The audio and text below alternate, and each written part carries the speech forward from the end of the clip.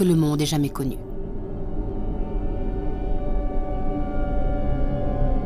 Les nuages transportent du strontium, du césium et du plutonium sur des milliers de kilomètres, jusqu'en Suisse. On procède à des travaux d'extinction.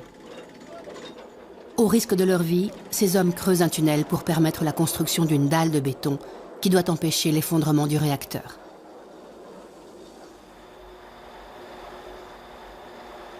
Le taux de radioactivité est si élevé que beaucoup d'entre eux mourront ou développeront un cancer. Ce n'est que plusieurs jours après la catastrophe que ces images parviennent en Suisse. L'ancien conseiller fédéral, Léon Schlumpf, était alors ministre de l'Énergie. C'est quelques jours après la catastrophe, fin avril, début mai, qu'on a reçu les premières informations. Pas en provenance du RSS, mais par le biais de la Suède. Ils avaient apparemment constaté une augmentation de la radioactivité. Là, on a subitement appris que c'était peut-être une centrale ukrainienne qui pouvait être à l'origine de ce phénomène. On n'a pas eu d'informations plus précises, pas même de la part de l'URSS, ce qui fait que les premiers jours, on ignorait ce qui s'était passé et l'importance de la catastrophe. On ne pouvait pas juger de l'impact que ça pourrait avoir sur nous en Occident.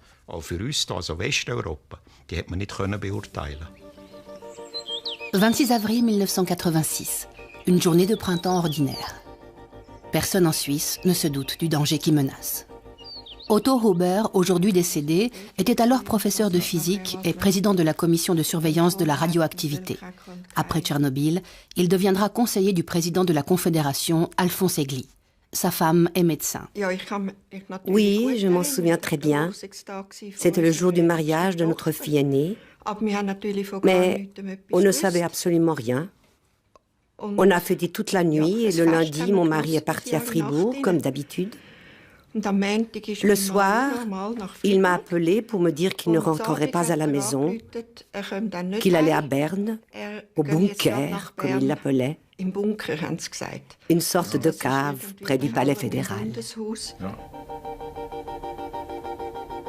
Les premiers gros titres des journaux font la une le 30 avril. Ils suscitent crainte et terreur. Ce même jour, le téléjournal diffuse pour la première fois des informations sur Tchernobyl. Mais personne ne sait exactement ce qui s'est passé. Sur cette première carte, on aperçoit distinctement les vents au-dessus de l'Europe. Il semble que hier soir, le nuage ait atteint la frontière autrichienne. Depuis, il s'est dirigé rapidement vers la Suisse. Avant l'accident du réacteur, le professeur Huber avait déjà installé plusieurs stations de mesure de la radioactivité. En ce qui concerne la radioactivité, on était mieux préparés que ce qu'on a pu dire. On avait des points de contrôle partout et des instruments de mesure d'échantillons. On a fait des analyses et on a transmis les résultats.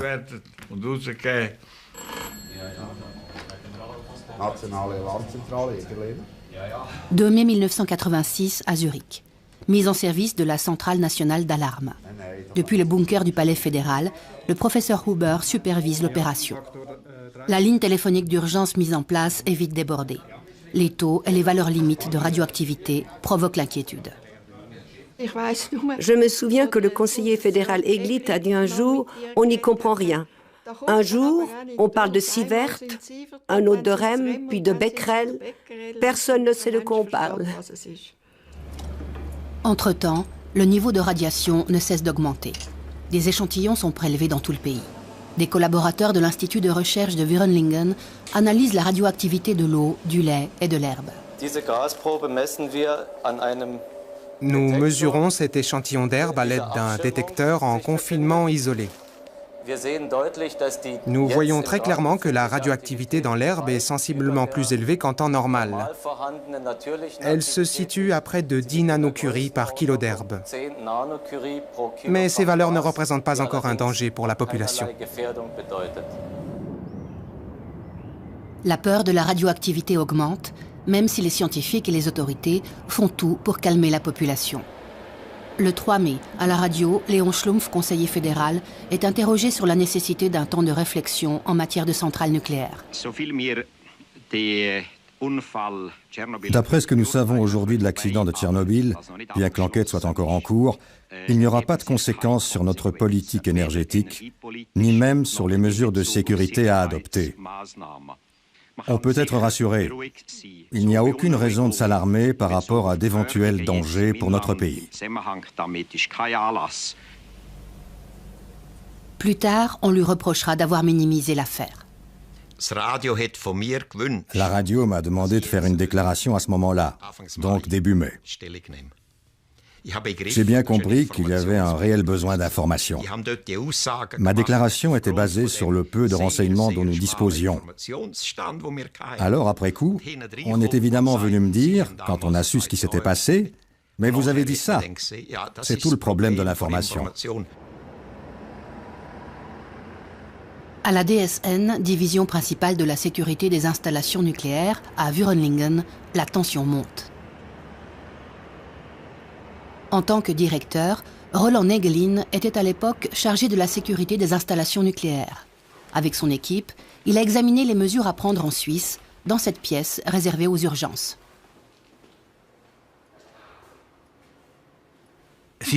Pour nous autres spécialistes, ça a été un choc. On savait en théorie que quelque chose de semblable pouvait se produire. Mais que ça ait vraiment lieu, c'était autre chose. Cet accident se situait à la limite supérieure de ce que l'on pouvait imaginer.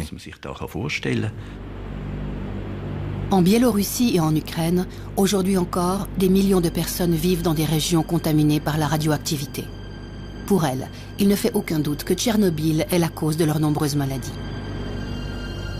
Les premières victimes des radiations sont décédées peu après la catastrophe. Volodya Pravik, 24 ans, capitaine des pompiers, a été le premier à recevoir la distinction de héros de l'Union soviétique pour ses mérites lors de l'explosion du réacteur. Sa mère vit dans la région de Kiev. Elle ne parvient pas à oublier son fils. Après son intervention, il a été transporté par avion dans une clinique spécialisée de Moscou. Quand j'ai rendu visite à mon fils à l'hôpital de Moscou, il marchait de long en large dans sa chambre. Je lui ai demandé pourquoi il était tellement brûlé.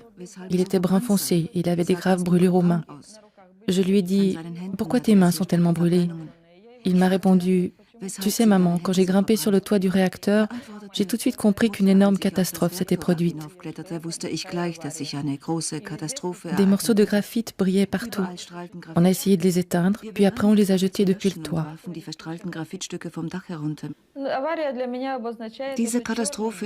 Cette catastrophe, c'est le pire souvenir de ma vie. Je ne l'oublierai jamais. Et mes petits-enfants et arrière-petits-enfants non plus. 10 jours après la catastrophe, la télévision suisse alémanique consacre une émission à Tchernobyl. La Suisse également touchée par la radioactivité. Après la catastrophe nucléaire de Tchernobyl, il n'y a plus qu'un seul sujet de conversation. Combien de substances nocives sont-elles parvenues jusqu'à nous? Peut-on encore boire notre lait et manger nos légumes? Ce ne sont que deux des questions que nous nous posons tous. Voilà pourquoi la DRS a réalisé ce programme spécial. Environ 1000 appels ont pu être traités, qui parfois ont pu recevoir une réponse de la part de nos reporters. À 18 et 19 heures, nous avons accueilli des experts dans notre studio. Ils ont pu répondre à un grand nombre d'interrogations. Mais pour beaucoup de ces questions, il n'est simplement pas possible de répondre par oui ou par non. Nous sommes dans une situation que nous n'avions pas du tout envisagée.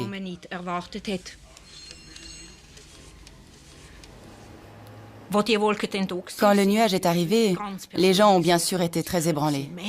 On ne voyait rien, on ne sentait rien, mais on savait que quelque chose de dangereux était là, que ça pouvait provoquer des cancers. On a reçu un nombre considérable d'appels de la part de gens qui ne savaient pas ce qui était vrai et ce qui ne l'était pas, qui voulaient des conseils pour leur vie quotidienne. Madame Lotti Marti nous demande « Les poules aiment picorer l'herbe, les œufs sont-ils radioactifs ?» Monsieur Herman? Pour l'instant, je n'aurai aucune réticence à manger des œufs. Non, vous n'avez pas besoin de jeter votre rhubarbe à la poubelle.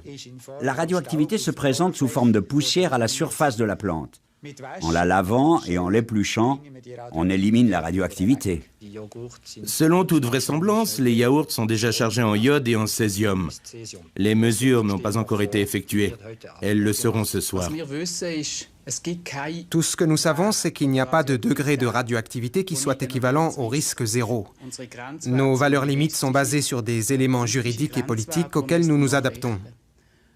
Mais avec les personnes sensibles, les enfants en bas âge, les nourrissons, les femmes enceintes, celles qui allaitent, il faut être très prudent. J'avais par exemple une amie à Bâle qui était enceinte et qui trouvait effrayant de ne pas savoir ce qu'elle pouvait manger, si ça n'allait pas avoir des conséquences sur son enfant. Oui, je m'en souviens bien. Les recommandations des autorités faites aux enfants et aux femmes enceintes de ne pas boire du lait frais provoquent de l'inquiétude. L'auteur de ces recommandations, le professeur Huber, s'était lui aussi fait conseiller par son entourage.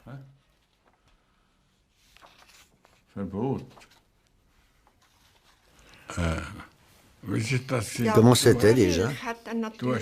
Le lait de vache contenait de l'iode. Tu m'as alors appelé pour me demander si ça représentait un danger. On s'est dit qu'un nourrisson boit environ 7 décilitres de lait par jour. Alors évidemment, ça s'additionne. Je t'ai suggéré de défendre l'idée qu'il valait mieux que les jeunes enfants jusqu'à 2 ans ne boivent pas de lait frais, puisque c'est à ce moment-là que se forme la glande thyroïde. Alors en fait, c'est vous qui lui avez donné ce conseil? Oui, on en a discuté. C'était une question médicale, alors j'en ai profité. Ma femme en savait beaucoup plus que moi sur le sujet.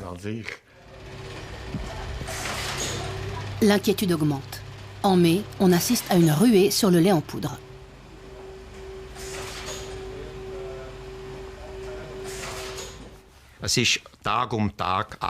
La tension devenait chaque jour plus forte.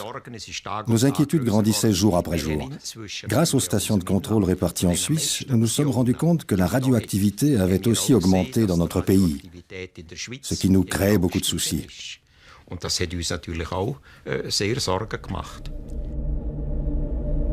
Pripyat, ville fantôme située non loin du réacteur.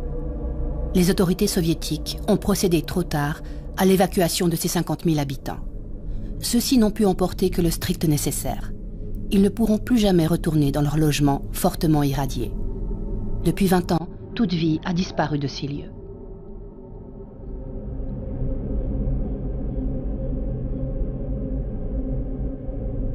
« 350 000 personnes sont déplacées hors des régions contaminées par le nucléaire.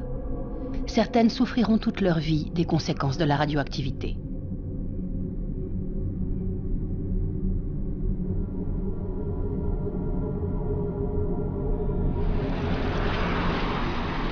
Après la catastrophe, dans la zone d'exclusion autour du réacteur, des travaux de décontamination fébrile s'attaquent à l'ennemi principal, la poussière radioactive.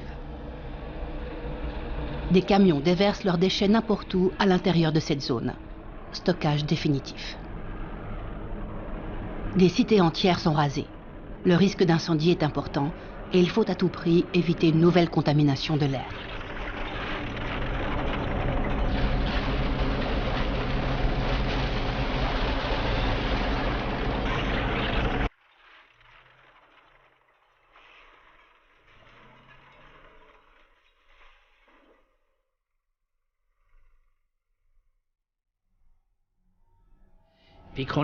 J'étais consterné, complètement abattu.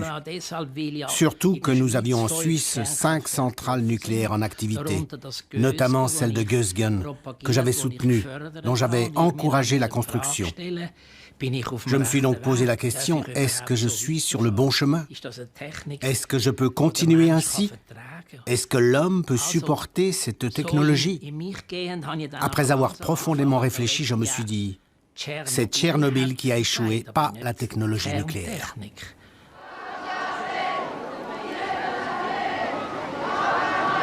En juin 1986, le Conseil national se réunit pour une session spéciale consacrée à Tchernobyl.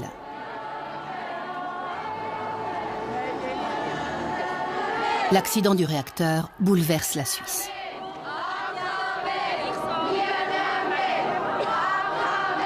Une question essentielle se pose. La Suisse peut-elle ou doit-elle renoncer à l'énergie nucléaire? En 1983, les économies d'énergie drastiques proposées par le conseiller fédéral Léon Schlumpf avaient été rejetées. Mais le ministre doutait de toute façon de leur impact réel. La conséquence que nous devons tirer est que malgré des mesures d'économie drastiques dans le domaine de l'électricité, nous continuerons à être confrontés à une augmentation de la consommation.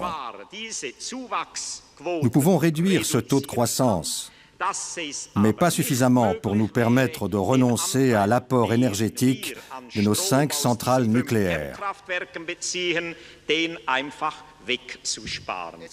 Au cours de cette même session, Helmut Hubacher, président du Parti socialiste, défend le point de vue des opposants. Les centrales nucléaires représentent une déclaration de guerre permanente aux générations futures. Mesdames et messieurs, il n'y a pas de centrales nucléaires communistes ou capitalistes. Il n'y a que des centrales nucléaires dangereuses. Malgré les applaudissements, aucune décision importante n'est prise. Un coup dur pour Helmut Hubacher, opposant de la première heure aux centrales nucléaires.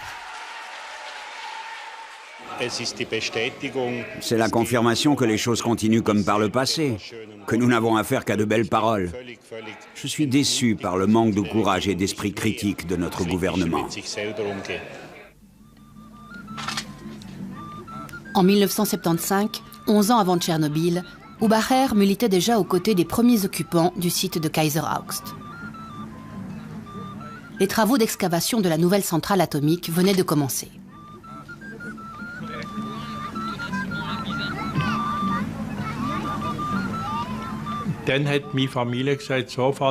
En fait, ce sont mes enfants qui m'ont dit « Écoute papa, il faut que tu viennes à Kaiser Augst à la manif ». Là-bas, j'ai pris conscience de la problématique nucléaire. Je me suis rendu compte qu'il y avait un sujet à approfondir, qu'il fallait que j'étudie vraiment la chose. Je peux dire qu'on m'a carrément traîné là-bas. En assistant à tous les débats qui avaient lieu, j'ai pris conscience que c'était une sorte de banc d'essai sur la question nucléaire. Je me suis très vite rendu compte du côté émotionnel que cela représentait, que quelque chose de singulier était en train de se passer.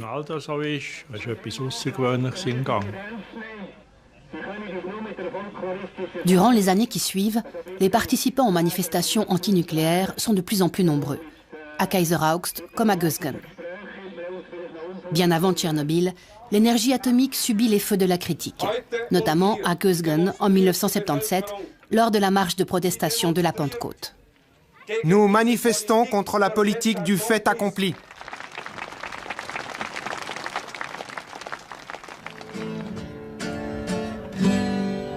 In Gösgen steht ein AKW und wer's nicht glaubt, kann's selber sehen. Die Fragen ist nicht lang und die Sätze sind Gang.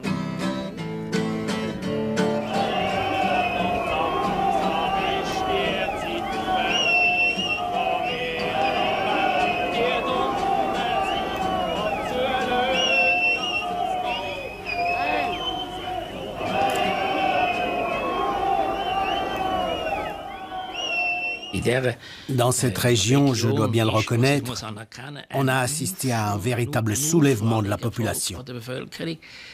On pourrait dire un soulèvement de principe contre la technologie moderne.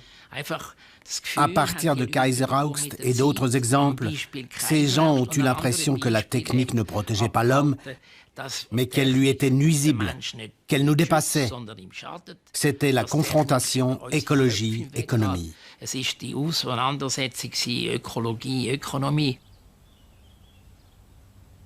La nouvelle technologie s'impose malgré les oppositions.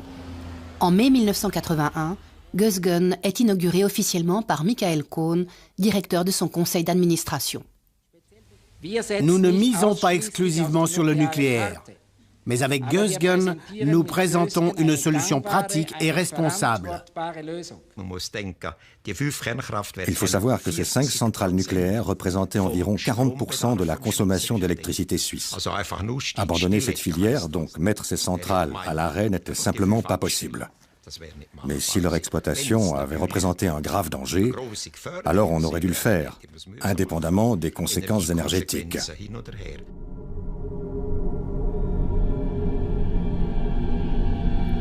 Au cours des semaines et des mois qui suivent la catastrophe, près de 800 000 ouvriers, surnommés les liquidateurs, sont mobilisés à Tchernobyl. Ils éteignent l'incendie, charrient des sacs de sable, déblaient les décombres et construisent le sarcophage, une gigantesque enveloppe de béton autour de l'installation calcinée et fortement radioactive. Aujourd'hui, beaucoup d'entre eux souffrent de leucémie, de problèmes cardiaques et de troubles du sommeil. Jusqu'en 2005, 125 000 liquidateurs sont décédés, selon la plus grande étude indépendante qui collecte les données scientifiques du monde entier. Juin 1986, la plus grande manifestation antinucléaire de tous les temps se déroule à Gösgen. 30 000 personnes exigent l'arrêt de toutes les centrales nucléaires de Suisse. Les familles sont nombreuses, l'ambiance est paisible. L'acceptation du nucléaire est au plus bas.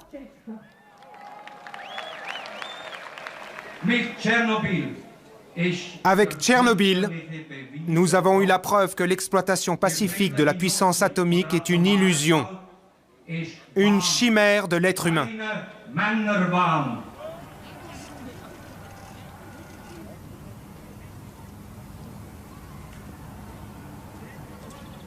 Entre les risques et les bienfaits de nos centrales, il faut peser le pour et le contre. Les autres moyens de production énergétique comportent aussi des risques. Nous disposons de moyens suffisamment bons pour contrôler la sécurité des installations suisses, et les personnes qui ont examiné la situation au sein de la DSN ont tout été d'avis que l'on pouvait prendre la responsabilité de poursuivre l'exploitation de nos centrales. Quand on est venu nous dire qu'il fallait sortir du nucléaire, donc fermer définitivement les 5 centrales nucléaires suisses, je me suis tout de suite demandé à quoi ça pouvait servir du point de vue de la sécurité. Puisque nous avons autour de nous, dans un rayon de 2000 km, 200 centrales nucléaires en activité. Cela veut dire qu'il ne s'agit pas de sortir du nucléaire, mais d'entrer dans une philosophie de sécurité internationale, tant dans le domaine technique que dans celui de la sécurité, donc de ne surtout pas y renoncer. Ce dialogue, des experts venus du monde entier s'efforcent de l'entamer en août 1986 à Vienne, au cours d'une réunion de l'Agence internationale de l'énergie atomique. Pour la première fois, les Russes fournissent des informations détaillées sur l'accident et sur les caractéristiques des réacteurs, de type RBMK, en service à Tchernobyl. Roland Neglin y participe avec une délégation suisse. L'instabilité à certains régimes de fonctionnement, caractéristique de ce type de réacteur russe, a été une des causes principales de l'explosion avec les défaillances humaines. Aujourd'hui encore, 12 grands réacteurs RBMK sont en service en Russie et en Lituanie. Monsieur Negelin, est-ce qu'aujourd'hui un réacteur du genre de celui de Tchernobyl serait autorisé en Suisse ? Non, nous n'aurions pas autorisé sa construction autrefois et nous ne l'autoriserions pas aujourd'hui. Ce type de réacteur n'est pas équipé d'éléments de sécurité obligatoires chez nous. Et la description que nous venons de recevoir nous en fournit la preuve. Tout cela s'est développé sous le titre général de « culture de la sécurité ». Durant les années qui ont suivi, on a assisté à la mise sur pied d'une très large palette de mesures qui ont eu des répercussions sur les centrales nucléaires dans le monde entier. Malheureusement, je crois que pour les pro-nucléaires, cette catastrophe n'a pas vraiment servi de leçon. Ça s'était passé en Russie, en Union soviétique. Ils n'ont de toute façon pas la même technologie que nous, on est meilleurs qu'eux. Ceci n'arriverait pas chez nous. On s'est un peu caché derrière le prétendu « je m'en foutisme technique » des soviétiques pour ne pas faire un véritable examen de nos méthodes de production, ainsi que de nos capacités.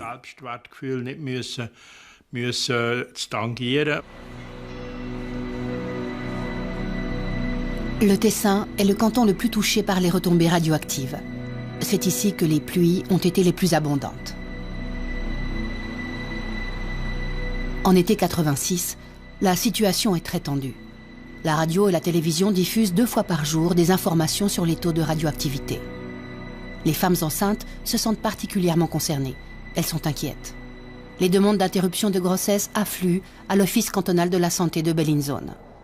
Gianfranco Domenighetti décide de lancer une étude sur la question.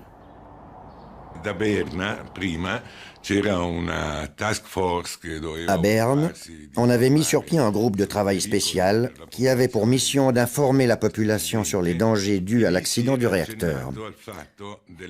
Il disait qu'il pouvait y avoir un rapport entre la radioactivité et des malformations possibles du fœtus. Ce graphique montre le nombre d'interruptions de grossesse entre 1984 et 1988, mois après mois. On voit très clairement qu'en juin 1986, par rapport à la moyenne représentée par cette ligne noire, les interruptions de grossesse ont augmenté de 60%. Ce résultat statistique confirme, chiffre à l'appui, qu'une forme de panique s'est propagée parmi les femmes enceintes dans ce canton.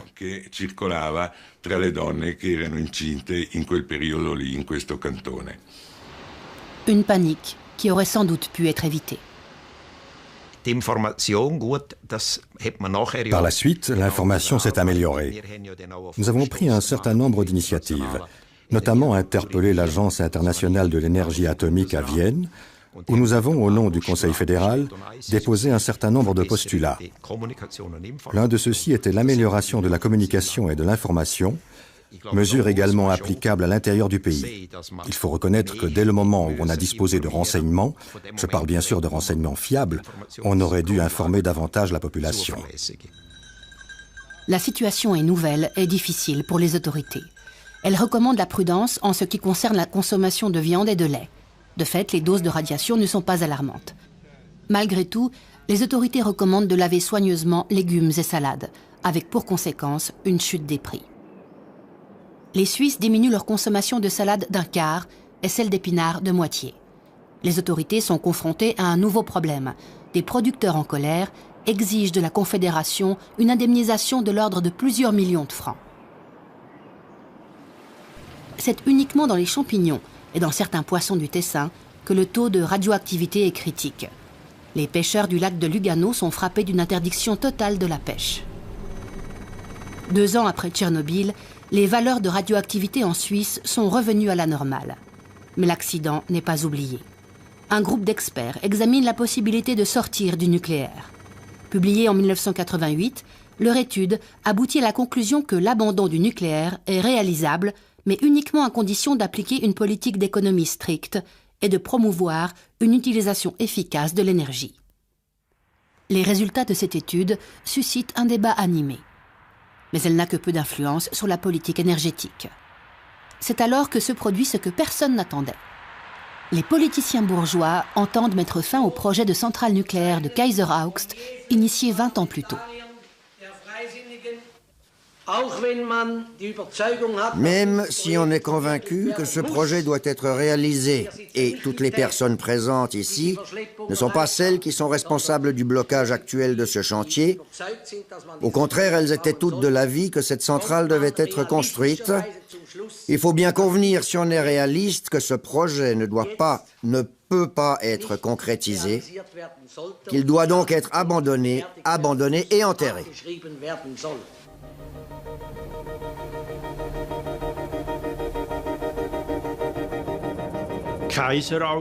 Kaiser-Augst a représenté la fin des centrales nucléaires en Suisse. On en avait planifié 10. On en est resté à 5. Betznow 1 et 2, Mühleberg, Gösgen et Leibstadt. On devait en construire 5 autres, mais avec l'abandon de Kaiser-Augst, on a tiré un trait, on en est resté là. Ça, c'est à mettre au crédit de l'occupation du site. Toutes les personnes qui prétendent aujourd'hui que l'abandon de Kaiser-Augst a été une remarquable action d'éclat passent sous silence les conséquences de cette décision. Le fait que nous sommes allés chez nos voisins français avec notre bon argent suisse et que nous leur avons dit « Allez-y, construisez une centrale pour nous, faites-nous un Kaiser-Augst français ou alors répartissez sa puissance sur plusieurs sites et livrez-nous le courant que vous allez produire. » Cette attitude est mesquine, il n'y a pas de quoi en être fier. Nous ne voulons pas d'une centrale parce que cela pose des problèmes, parce que nous avons peur, mais avec notre argent, nous encourageons les autres à faire le travail à notre place et à assumer tous les problèmes que cela pose. Nous, après, parce qu'on est des Suisses riches et qu'on leur a donné de l'argent pour ça, on profite du produit et on mène la belle vie. Ce n'est pas très élégant, tant d'un point de vue personnel que de celui de la population. Malgré l'abandon de Kaiser Augst, rien ne change. En automne 88, la gauche et les Verts exigent une loi sur les économies d'énergie. Elle sera rejetée. C'est l'époque d'Énergie 2000, le programme du conseiller fédéral Adolfo Guy. Il ne prévoit guère de mesures politiques pour une utilisation économe de l'énergie. En revanche, en octobre 88, le nouveau ministre de l'Énergie lance un appel au bon sens de chaque citoyenne et citoyen. Cuire son œuf en prenant conscience de l'énergie utilisée, telle est la devise d'Auguy. Sa campagne sur l'énergie récompense d'un bravo celui qui économise chez lui à la maison.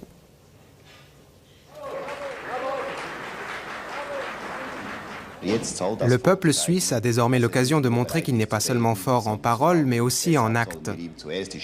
C'est pour cela que nous lui donnons la possibilité d'agir de son plein gré pour améliorer les choses dans le domaine énergétique.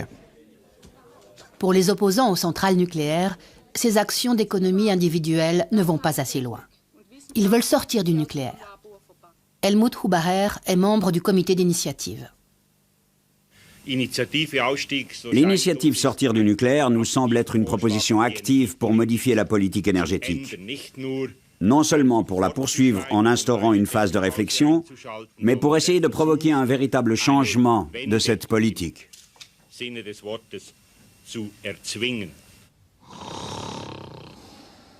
En automne 90, l'initiative pour l'abandon du nucléaire est soumise au peuple, ainsi que l'article sur l'énergie et l'initiative du moratoire. Le moratoire de 10 ans sur la construction de centrales nucléaires en Suisse est accepté, de même que l'article sur l'énergie. En revanche, l'abandon du nucléaire est rejeté. Une demi-victoire seulement pour les opposants aux centrales nucléaires. La consommation d'électricité continue d'augmenter.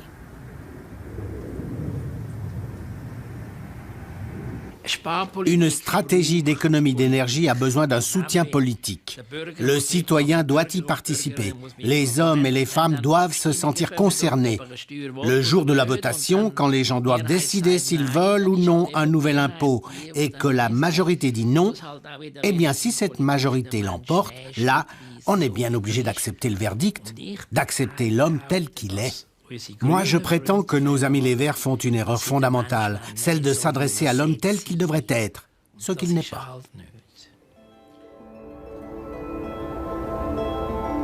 Dans les années 90, nombreux sont ceux qui placent de grands espoirs dans les énergies alternatives.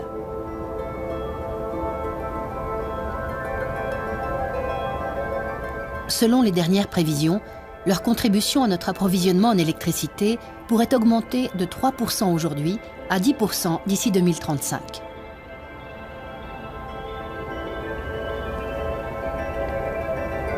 Ceci implique toutefois un encouragement massif des énergies alternatives.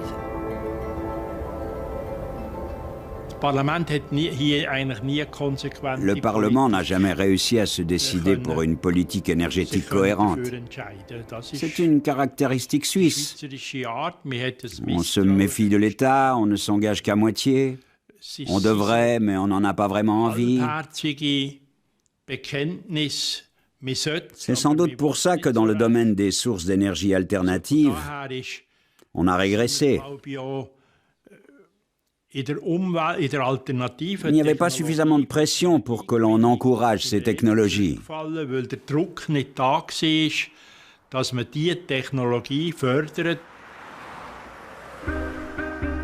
Plus de 20 ans ont passé depuis Tchernobyl.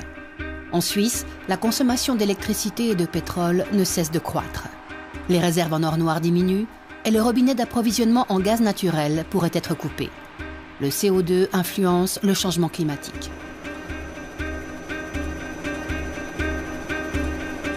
Les catastrophes naturelles suscitent la crainte en Suisse et à l'étranger. Elles font apparaître l'énergie nucléaire sous un jour plus favorable. Je ne prétends pas que l'énergie nucléaire soit la meilleure, mais regardons ce qu'on nous propose. Qu'est-ce qu'on a d'autre? Une centrale au mazout, une centrale à gaz, un cycle combiné, puis les solutions alternatives auxquelles je ne suis pas du tout opposé, le solaire, l'éolien, etc. Tout ça, c'est très bien. Mais il faut poser le pour et le contre.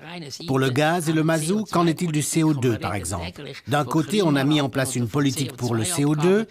On parle tous les jours du centime climatique ou de taxes sur le CO2, mais on ne sait toujours pas comment réduire ces émissions. Et si on construisait des centrales de ce type, ces valeurs nocives augmenteraient. Moi, je suis d'avis qu'il faudrait dire ça à chaque citoyen, qu'il puisse se faire une idée et en tirer les conséquences. Effectivement, un vent nouveau se lève. En 2003, le peuple refuse la prolongation du moratoire sur la construction des centrales. L'initiative « Électricité sans atomes » est également rejetée. C'est de fait la reconnaissance de l'énergie nucléaire. Ceci, bien que l'entreposage des déchets ne soit pas résolu, et malgré la menace grandissante du terrorisme nucléaire. Ces centrales tournent comme des horloges. Là où il s'agit de rénover ou d'améliorer le fonctionnement, on le fait. Par conséquent, la confiance envers nos centrales s'est peu à peu renforcée. Cela dit, il y a toujours des opposants. Ceux-là, il s'agit de les convaincre. Ou alors qu'ils nous proposent de meilleures solutions. Une petite ville de Biélorussie, dans une région hautement contaminée. Plus de 20 ans après la catastrophe, les hommes et les femmes en subissent encore les conséquences économiques et sanitaires.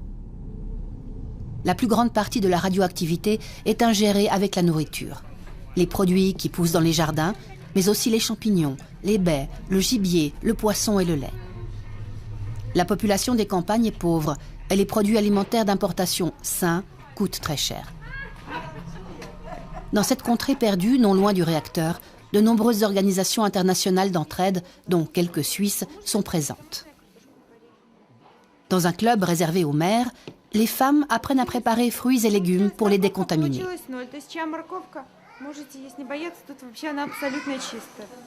Ici, elles peuvent faire contrôler le taux de radioactivité des légumes de leur jardin.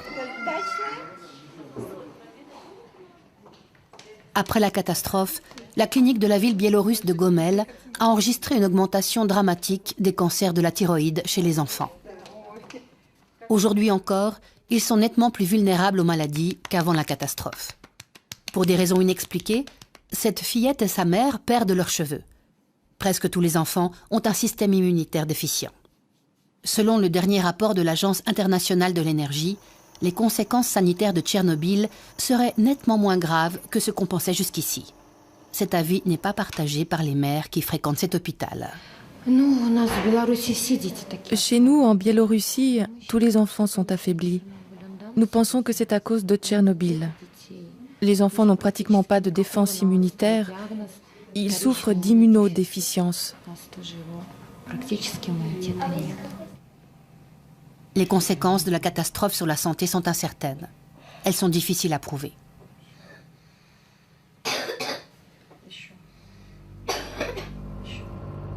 Entre 1991 et décembre 2000, tous les réacteurs de Tchernobyl ont été définitivement arrêtés. Le sarcophage menace de s'effondrer. On prévoit de construire une immense enveloppe protectrice pour recouvrir cette ruine extrêmement dangereuse. Un projet de visée à plusieurs milliards de dollars, financé par la communauté internationale, dont la Suisse.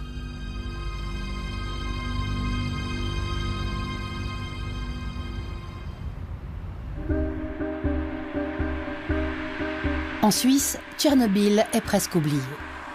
Malgré les appels aux économies d'énergie, la consommation d'électricité ne cesse de croître. Personne ne semble prêt à remettre en question son mode de vie actuel. Mais d'ici 2020 environ, Betznau 1 et 2, ainsi que Mühleberg, devront être mises hors circuit en raison de leur âge, puis plus tard, Gösgen et Leibstadt. Comment continuer? Il faut donc construire une nouvelle centrale? Si vous posez la question comme ça, tout le monde va s'affoler. Il faut construire une centrale de remplacement à la place de celle dont on arrête l'exploitation. Une centrale nucléaire moderne, construite à neuf, selon des critères acceptables. Mais une centrale nucléaire, ça oui. Je maintiens ma position. Premièrement, économiser l'énergie, ça, c'est la plus grande source d'énergie. Deuxièmement, les énergies alternatives. On les encourage beaucoup plus vivement en Allemagne et en Autriche que chez nous. Le solaire, l'éolien, la géothermie et d'autres. Le nucléaire ne représente plus une alternative envisageable. L'énergie nucléaire, tant qu'on en a besoin. Non pas parce que commercialement parlant, cette énergie pourrait être intéressante. Uniquement quand les mesures d'économie auront été appliquées et tant qu'elle est nécessaire pour couvrir les besoins légitimes des citoyens. Une classe du gymnase cantonal de Baden en excursion à la centrale nucléaire de Leibstadt. La plus récente et la plus grande parmi les 5 centrales suisses. Pour ces élèves, c'est une excursion comme une autre. Quelle hauteur, la tour de refroidissement? 150 mètres. Bien estimé, 144 mètres. En ce jour de 2006, personne n'a peur. Pour ces jeunes gens, la catastrophe de Tchernobyl, c'est déjà de l'histoire ancienne.